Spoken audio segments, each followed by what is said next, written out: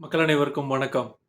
ஆகாக ஆக ஆக ஆகாக ஆக ஆகாக அப்படிங்கிற ஒரு அற்புதமான திருக்குறள நாட்டுக்கு வடிவமைத்து கொடுத்த திமுக தலைவருடைய ஒரு அடிமை, இல்ல ஒரு கொத்தடிமை இங்க ஒரு முக்கியமான விஷயத்த கண்டுபிடிச்சிருக்காரு. அறிவியல் சார்ந்த விஷயத்த மக்களுக்கு எடுத்துரைச்சிருக்காரு. அந்த காணொளிய பார்த்துட்டு வாங்க. சாலைகள் தான் நாங்கள் செப்பலிட்டோம். எப்பொழுதும் மழை வருகிற பொழுது தார் சாலைகள் பழுதடையுது என்பது இயற்கை. அது ஒன்றும் திட்டமிடுதலே கிடையாது. ஏன்னா அந்த தண்ணிக்கும் அந்த தாருக்கு எப்பயும் ஒத்து போகிறது இல்லை. எப்பயுமே தண்ணிக்கும் அந்த தாருக்கு எப்பயும் ஒத்து போகிறது இல்லை. எப்பயுமே சில இடத்துல குழி பள்ளங்கள் இருக்க தான் செய்யும்.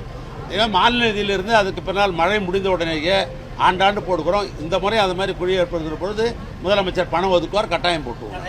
சாலை போட்டது சரியில்லை, மழை பெஞ்சதுல அது உடஞ்சி பழுதாகுது. இது ஏன்னு கேள்வி கேட்டா தண்ணிக்கும் தாருக்கும் சம்பந்தம் இல்லையா, அதுக்கும் இதுக்கும் ஒத்துக்காதாமா. அதனால இந்த பிரச்சனை வருதான்.